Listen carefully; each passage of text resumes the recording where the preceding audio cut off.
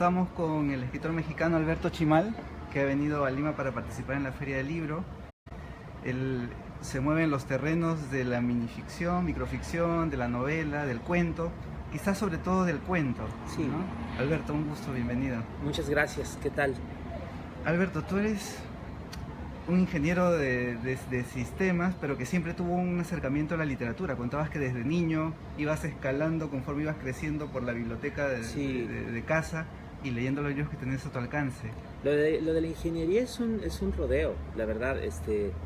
No es otra cosa que un poco la presión familiar, pues para estudiar una carrera, digamos, de provecho, que es un poco una idea que por lo menos en México está muy difundida, pues que no se debe estudiar artes o humanidades, ¿no? Hay como cierto prejuicio. Entonces yo ya tenía incluso libros publicados cuando me apunté a la carrera. La terminé y pues digamos ya regresé a lo que me interesaba.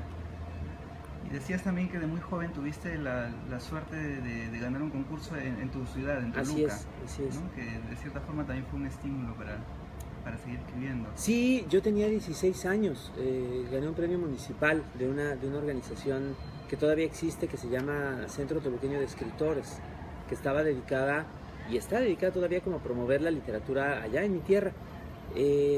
Para mí fue muy importante, digo, no solo por haber sido un premio, sino porque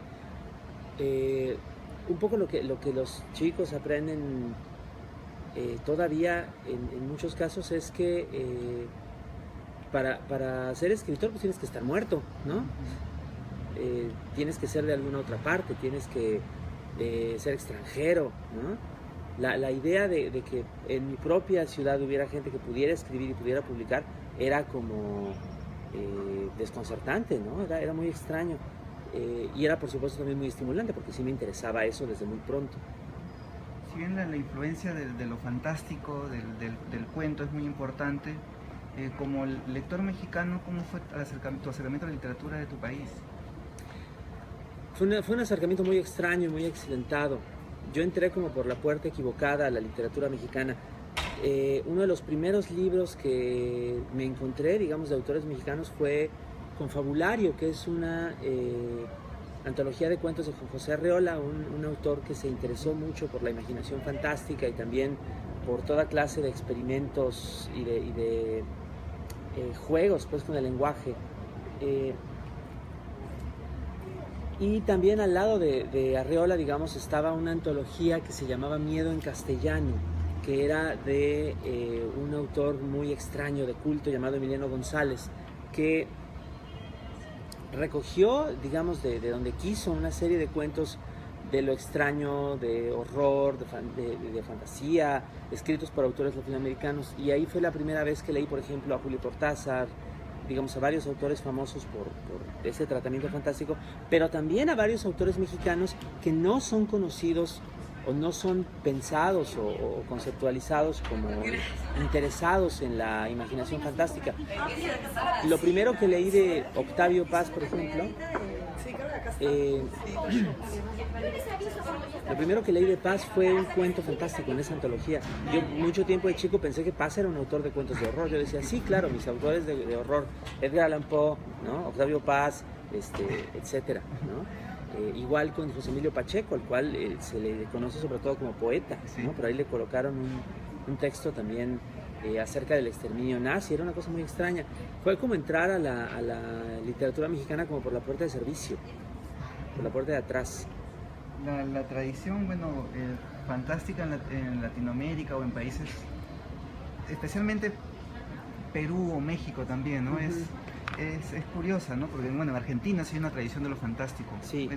Y la lista es larga, pero en la literatura peruana, mexicana, aparentemente se mira más alrededor que hacia ¿no? Desde que se imagina desde lo fantástico. Pero es solo una apariencia, en realidad. Hay una gran cantidad de textos donde interviene la imaginación fantástica en México y la ha habido desde hace siglos, literalmente desde hace siglos.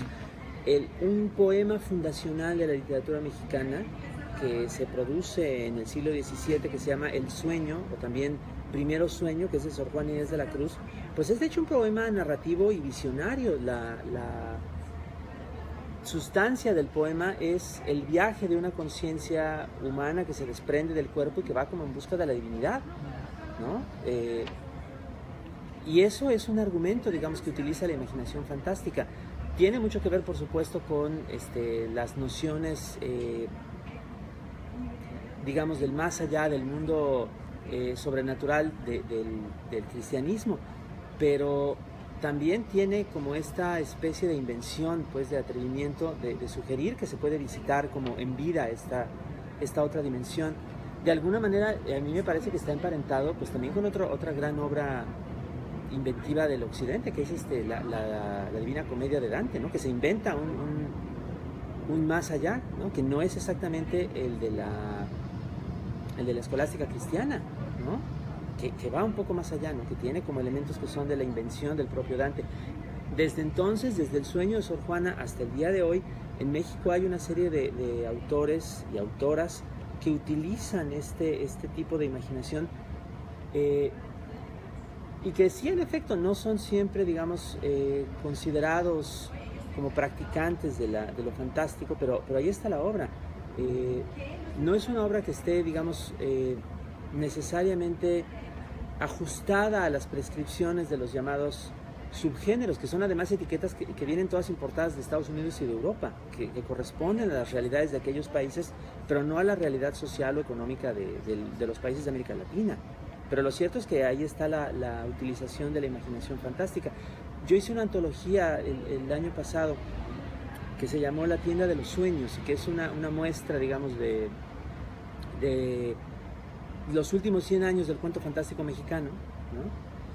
Y la verdad es que es una cantidad de textos muy copiosa de la que se puede entresacar. Hay autores, digamos, que se dedican con mucha constancia a la imaginación fantástica, gente como Francisco Tario, como Amparo Dávila, que vive todavía, es nuestra decana, pues, de lo fantástico en México, gente como Elena Garro, Guadalupe Dueñas, y también, digamos, autores de los muy famosos, como Carlos Fuentes, como el mismo Paz, que cuando escribe cuento fantástico. Se hace a un lado, digamos, como esta dimensión de lectura, o esta posibilidad de comprensión de ciertos textos, pues por razones, digamos, muy raras, me parece, de política, incluso razones extraliterarias. Pero lo cierto es que la obra puede leerse a partir de la imaginación fantástica, en muchos casos. Ahí están, y también están acá en el Perú. Y sobre el género, Alberto, tú has publicado, como decía, 2 novelas, una de ellas finalista, Rómulo Gallegos. Fundamentalmente has publicado cuentos, microficción también. Sí. ¿Sientes que en el cuento encuentras un terreno muchísimo más fértil para desarrollar tus temáticas, el humor, lo fantástico? Yo creo que es una cuestión, digamos, no tanto de buscar como el género apropiado, sino de que el temperamento, la formación que tengo, la experiencia que ya he tenido, pues me ha conducido con más frecuencia al cuento. En muchas ocasiones ocurre que estoy escribiendo algún texto determinado y yo estoy pensando que va a ser de cierta extensión o con ciertas características, y de pronto descubro que más bien lo que estoy haciendo se presta para algo distinto. Entonces tengo que cambiar de rumbo, tengo que descartar porciones del texto, tengo que reescribir. La novela La Torre y el Jardín, que fue la que fue finalista del Gallegos, iba a ser una minificción. Yo pensaba que la idea daba solamente para un texto muy breve, y resultó que no, pues se expandió. Me vi compelido a expandirla enormemente. Y al contrario, algunos textos breves que tengo originalmente iban a ser mucho más extensos, y descubrí que no, que tenía sentido más bien tratar de condensarlos. Pero eso depende en muy buena medida de lo que me interesa decir en un momento dado. Lo voy a decir así: los escritores somos muy propensos a veces a decir cosas deshonestas, a tratar de disfrazar o de embellecer diferentes aspectos del trabajo de la escritura para tratar de impresionar a la gente. Y muchas veces incluso ciertas frases que no tienen mucho sentido, que suenan muy bien, pero que en realidad no dicen nada, se repiten de manera muy ingenua o muy malintencionada y nada más porque suenan bien. Y una de esas frases, digamos, una de esas mentiras bonitas es decir, el texto me pidió su forma, ¿no? O el texto se escribió solo y yo no lo controlé. Eso es pura mentira, eso es totalmente falso. Eso es una cosa que suena bien, pero que no tiene ninguna relación con la realidad de la escritura. Uno va tomando decisiones, a veces de manera muy consciente, a veces menos, y esas elecciones van condicionando lo que puede uno o no hacer con ciertos textos. Y en mi caso, eso me lleva muchas veces al cuento. ¿Y en tu caso esas decisiones son más conscientes o más inconscientes? Yo creo que en el caso de cualquiera es una mezcla más o menos pareja. Hay ciertas porciones del proceso que son conscientes y otras que no lo pueden ser, porque uno todo el tiempo está pensando, el trabajo de la escritura no es, digamos, uno en el cual el cerebro se desconecte mientras está redactando, ¿no? Siempre hay una especie de retroalimentación constante entre pues, diferentes porciones de la propia conciencia. Es un proceso muy complejo. A mí me ha tocado un poco ponerme a pensar en esto, también porque me toca dar clases de escritura, constantemente me he dedicado a eso, y me interesa como tratar de aclarar pues varias cuestiones que son apremiantes para la gente que empieza a escribir. Una que es muy clásica, que me toca, digamos, tratar casi invariablemente en los grupos en los que doy clases, es una pregunta que puede parecer muy ingenua. ¿Por qué no me salen las cosas a la primera? Dice la gente. ¿Por qué no lo que yo concibo en la cabeza tan claro no queda claro a la hora de escribirlo? Y parte importante, digamos, del aprendizaje es darse cuenta de que, por una parte, en realidad uno no está concibiendo claramente las cosas cuando viene la primera idea, viene el primer destello de inspiración, por decirlo así. Uno está imaginando, está figurándose ciertas imágenes, ciertos personajes, quizás ciertas porciones de diálogo, pero no está imaginándose un texto escrito. El texto escrito viene después, hay una transformación necesaria, inevitable. Y en esa transformación se ganan cosas, se gana articulación, se gana coherencia, pero también se puede perder parte de la imagen original. Ese proceso siempre implica, digamos, una modificación, y en esa modificación, sobre todo cuando uno está empezando a escribir, ocurre esta pérdida o esta distorsión, y parte del proceso del aprendizaje está en aceptar que va a ocurrir esa distorsión, en no creer que algún día se va a llegar a verter de manera absolutamente fiel una imagen mental, porque eso no es lo que sucede. ¿Qué concepción tienes del cuento? Cortázar decía, bueno, que el cuento debe ganar por nocaut, pero tú como escritor, ¿qué piensas del género? Yo creo por una parte que la idea de Julio Cortázar y la literatura latinoamericana serían muy diferentes si a él le hubiera gustado el fútbol. O sea, se sabe que no le gustaba, y por eso usó una metáfora boxística. Pero podría haber dicho,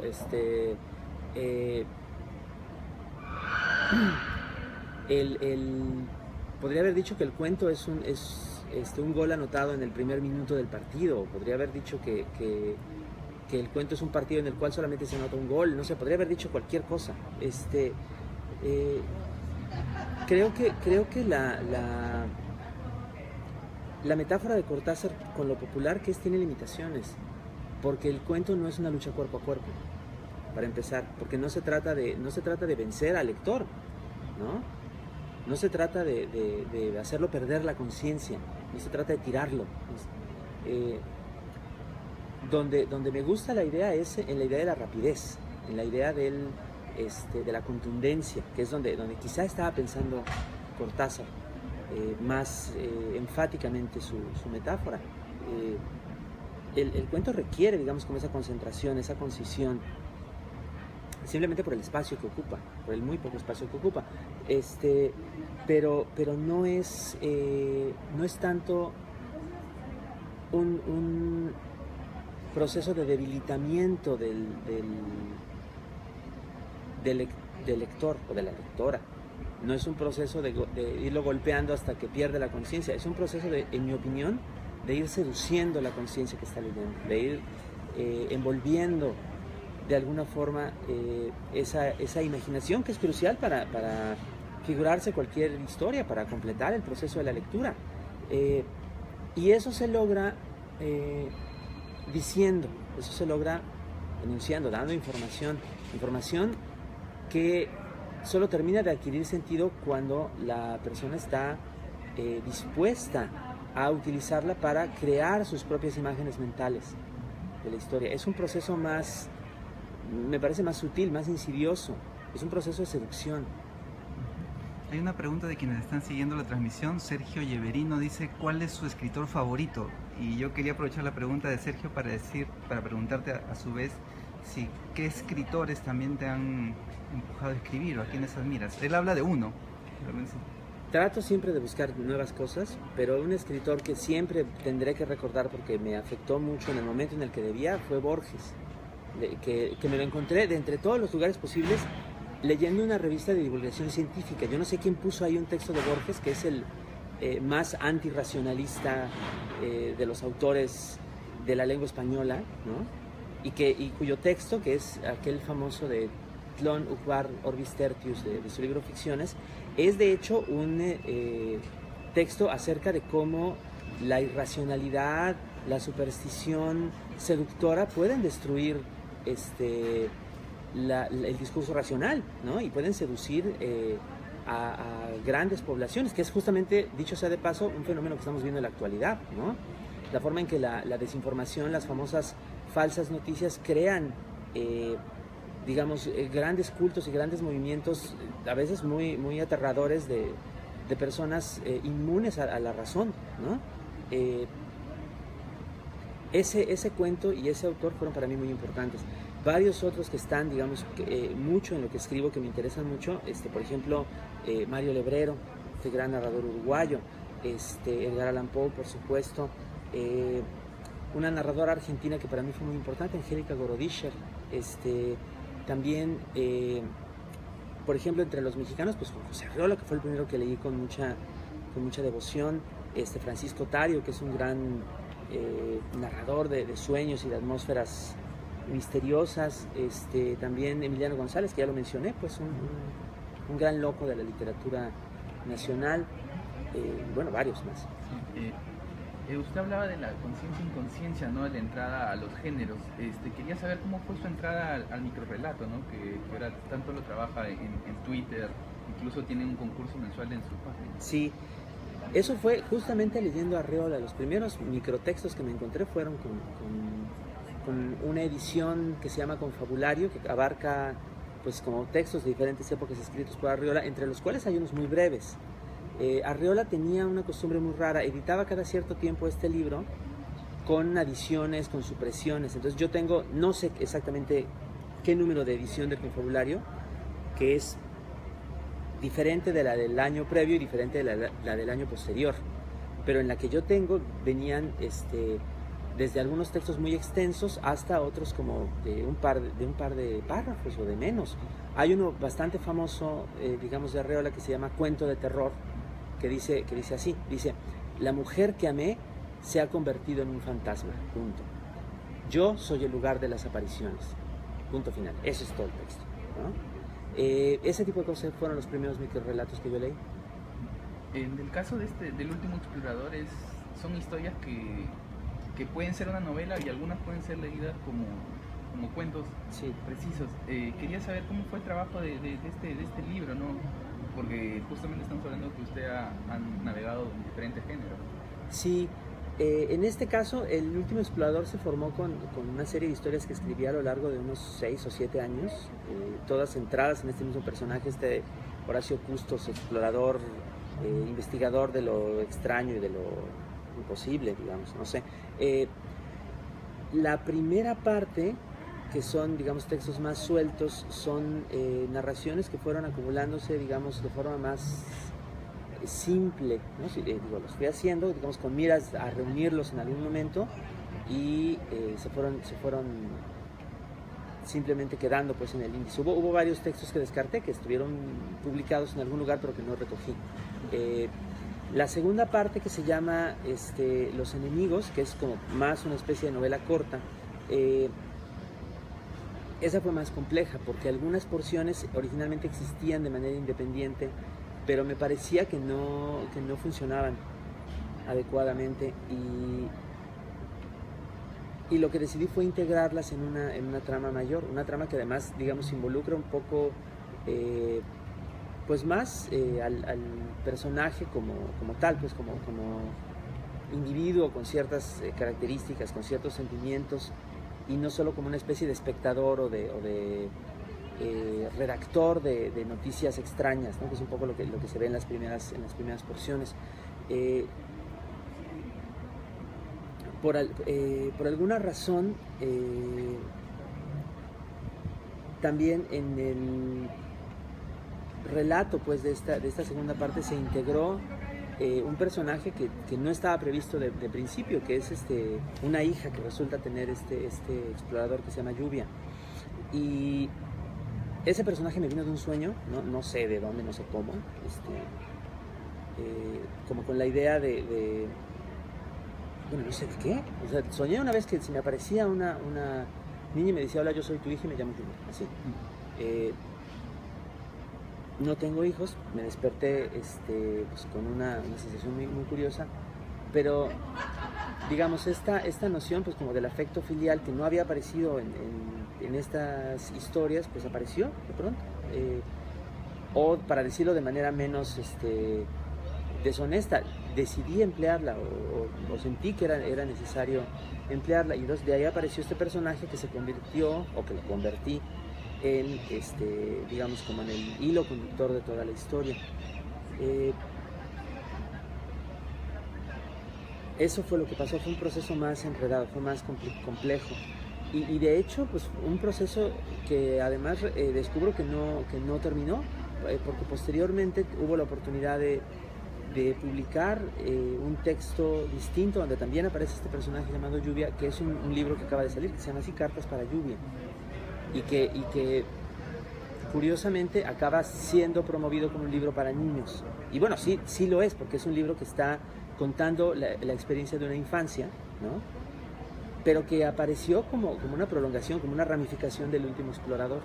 En el Último Explorador hay relatos como de viaje, pero especialmente en estos libros hay relatos más terroríficos, tétricos, ¿no? Sí. Sobre todo en El Atacante. Sí. De aquí me acuerdo mucho La Mujer que camina para atrás. ¿Cómo es ese acercamiento a este género? Mencionaste hace un rato a Edgar Allan Poe. ¿Hay algunos otros autores que te han influenciado en este género? Sí, a mí me pasó algo muy raro también desde el comienzo de la actividad lectora, cuando era chico, que fue ir viendo como los libros que había disponibles en casa. No es que estuviera yo inconsciente de la existencia de estas categorías o denominaciones que llamamos géneros, pero las lecturas que tuve, por lo menos en cierto periodo de formación, no atendían mucho a las distinciones. Digamos, podía pasar de un libro etiquetado como ciencia ficción a uno que fuera completamente distinto. No era, digamos, que me aficionara expresamente a una sola categoría. Entonces de pronto me podía encontrar textos etiquetados como de un género, entre comillas, que en realidad se pueden leer como algo totalmente distinto. Así, por ejemplo, un texto terrorífico que me encontré muy pronto en la vida es de hecho un relato que se publicó como ciencia ficción, que es La penúltima verdad, de Philip K. Dick, de este gran narrador estadounidense. Es un texto en el cual es una novela en la cual se habla de un mundo futuro en el que numerosas poblaciones viven encerradas y explotadas sin saberlo por un grupo pequeño de políticos que son como una élite que se reparte el mundo. Y bueno, obviamente es un texto que de manera figurada pues resulta ser muy acertado en su descripción de la realidad, ¿no? de la desigualdad social, y además un texto en el cual esa desigualdad viene resumida en un personaje que aparece, uno de estos caciques del mundo futuro, que es literalmente inmortal, porque constantemente se está cambiando las partes de su cuerpo que no le sirven por partes mecánicas. Entonces ya es como una especie de cyborg así horrible, repugnante, que amenaza literalmente con vivir para siempre, con no desaparecer nunca y nunca ceder su poder. Y yo recuerdo que esa imagen de este ser deforme, maligno, es una de las cosas más terribles que leí en mi infancia, y no venía en un libro de horror, ¿no? Autores etiquetados de terror que también me han asustado, pues hay muchos, y lo digo así porque la influencia viene justamente del efecto que causan, ¿no? Digo, desde Stephen King, ¿no? Hasta, qué sé yo, Ramsey Campbell, por ejemplo, también, entre los que están etiquetados como autores de horror, Aleister Crowley, que es mitad místico, mitad charlatán de finales del siglo XIX, pero que era un gran escritor de historias de miedo. Arthur Machen también, por ejemplo. En años más recientes, gente como Angela Carter, gente como Karin Tidbeck, que es una autora sueca muy interesante. También, por ejemplo, Thomas Ligotti, ¿no? Muchos de ellos tienen algo que a mí me interesa mucho, que es como el cruce de la experiencia del horror, digamos, con la experiencia cotidiana, pues con las experiencias de mucho de la vida moderna, que implican pues el aislamiento, la frustración, la falta de expectativas. Creo que hay algo en ese cruce que para mí es como muy, muy interesante, muy productivo también. Hace un rato usted hablaba de la faceta que tiene como docente, ¿no? Y que va ligada a la literatura. Entonces yo pensaba en los talleres de escritura creativa, que hoy en día hay muchos. O sea, ¿cuál era su idea, su visión de estos talleres? ¿Qué puede rescatar de estos lugares? Yo creo que en un taller se puede, como mínimo, rescatar la posibilidad de lecturas ajenas a las de uno mismo. No necesariamente de orientación, porque hay gente que no sabe orientar, que a pesar de dar talleres, no sabe mucho, no puede aportar mucho. A veces se tiene la idea de que un taller es nada más como un lugar donde uno aprende a escribir como el maestro, y algunos son así, algunos son como pequeñas fábricas de copias del profesor o profesora en turno, pero esos son de los menos interesantes, de los menos útiles de los talleres. A mí me parece que la labor de un taller o de un grupo de escritura creativa tendría que ser acompañar a las personas que están intentando adentrarse en ese trabajo, en ese proceso, para que encuentren las referencias, las posibilidades prácticas, teóricas que les sean más útiles. Y ese es un trabajo, digamos, de descubrimiento sumamente particular y sumamente individualizado, ¿no? Que se tiene que dar así, pues, considerando que cada persona tendrá necesidades y apetencias diferentes. Cuando no se logra eso, por lo menos se tendría que lograr que los lectores de un texto determinado pudieran opinar de maneras diferentes y pudieran ofrecer diferentes puntos de vista sobre un mismo trabajo. Si no se tiene eso, el taller o grupo o lo que sea simplemente no vale la pena. Vamos a tener que ir cerrando esta conversación, Alberto, pero no quería dejar de preguntarte, bueno, tienes un ensayo titulado ¿Cómo empezar a escribir historias? Sí.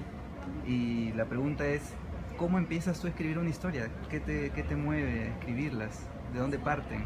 ¿De dónde vienen? Parten de los lugares más variados, parten a veces de cosas que escucho, de cosas que leo, impresiones pasajeras que me deja algún acontecimiento. El proceso más bien donde se vuelve como más claro para mí es en el momento en el cual noto que alguna de estas ideas que van ocurriendo pues casi constantemente puede servir para engendrar un texto, para engendrar una historia. Esa es para mí la parte más importante, no tanto la de la ocurrencia, sino la de la decisión de emplear el fragmento de idea, la imagen, como germen de otra cosa. Porque en ese momento hay como no solamente la decisión de adoptar esa noción, de ponerla ya por escrito, sino también de aceptar que se van a tener que tomar muchas decisiones posteriores a partir de la primera. Y en principio uno no sabe a dónde lo va a llevar ninguna idea determinada, o por lo menos yo no lo sé. Si de pronto digo, me gusta esta idea, la voy a empezar a desarrollar, yo no sé si me va a llevar a hacer una minificción o me va a llevar a hacer una novela. Eso es algo que también se va descubriendo con el tiempo, a lo largo del camino, digamos, de la escritura. Antes de la entrevista nos comentaba que ya está trabajando en un nuevo libro y que ya lo va a presentar. ¿De qué se va a tratar estos cuentos, supongo, porque va en Página de Espuma? Sí, el próximo libro, que ya está terminado y que si todo sale bien, creemos que sí, sale en Páginas de Espuma. Es un libro con 6 cuentos acerca de personajes que yo llamaría destructores, personajes que por imprudencia o por malignidad destruyen lo que tocan, ocasionan catástrofes en sus propias vidas y en las vidas de otros, y entonces se trata de examinar cómo se dan estas catástrofes, cómo se dan estos actos de destrucción. Los textos son bastante variados, algunos son, digamos, textos más dentro de lo que podríamos llamar el realismo, otros son más fantásticos, pero todos coinciden, digamos, como en este examen, pues, de una zona de la vida humana donde se juntan como la malignidad y la estupidez, y que en algunos casos, de hecho, incluso están basados en casos reales, digamos. No, ninguno de ellos es testimonial, pero varios tienen elementos de casos que yo he visto o que he vivido. Y ahora sí, ya para cerrar, Alberto, quisiera hacerlo como lo hacemos en Ley por Gusto, pidiéndote que nos hables de 5 libros favoritos que te hayan gustado, que como lector sean importantes. Claro que sí, a ver. 5 libros favoritos que he leído además con mucha felicidad. Ficciones de Jorge Luis Borges, Las narraciones extraordinarias de Edgar Allan Poe, Calpe Imperial de Angélica Gorodischer, Jacob von Gunther, una hermosa novela de Robert Balzer, y uno más reciente, ¿cuál será? Un libro que no es de ficción, es un libro histórico muy curioso que se llama Reinos Desaparecidos, de un historiador británico llamado Andrew Davies, que habla de países que existieron, particularmente en Europa, y que ya no existen más. Listo, Alberto, hemos estado con Alberto Chimal, muy agradecido por tu tiempo. Al contrario, muchas gracias a ustedes.